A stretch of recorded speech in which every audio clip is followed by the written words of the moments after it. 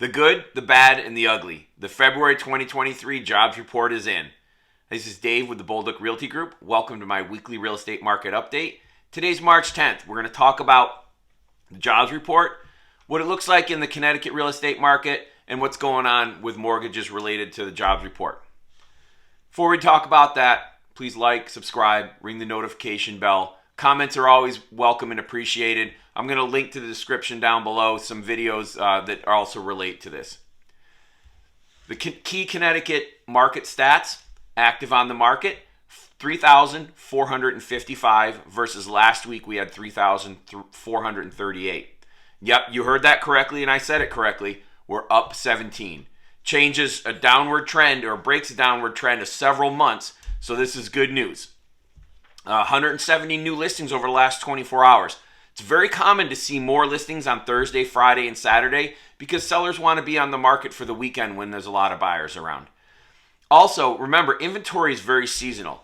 Low in the winter, high in the summer. We're going into spring, we're going to see more and more listings come on. This is absolutely normal, and to see listings start to climb is not, in and of itself, any kind of indication that the market is getting weaker. It's actually still very strong. Multiple offer over asking for very nice houses is very common. We closed 2,100 homes in February. That closings are also seasonal, low in the winter, high in the summer.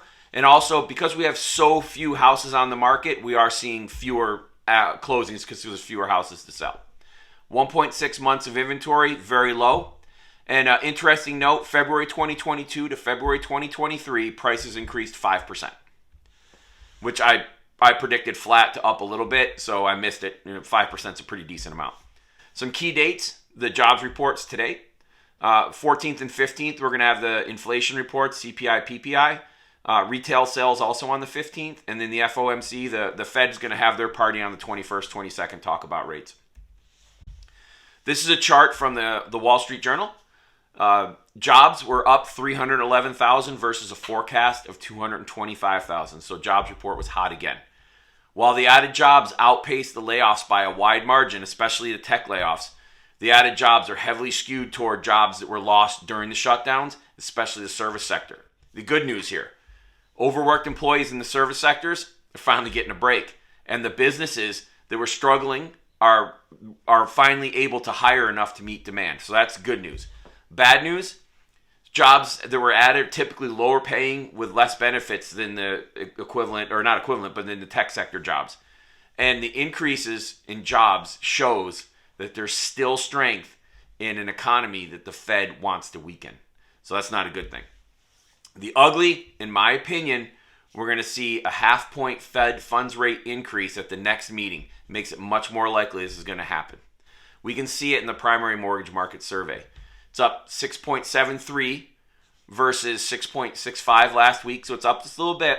Mortgage rates are creeping up based on the expected now available jobs report and also the inflation report next week. I expect to see mortgage rates continue to creep up. Buyers, ask your lender if they have a float down option if you lock your rate. Then the rates turn over and start to go down, give you the chance to come back down. Sellers, if you're looking to sell, give me a call. We want to strike while the iron is hot.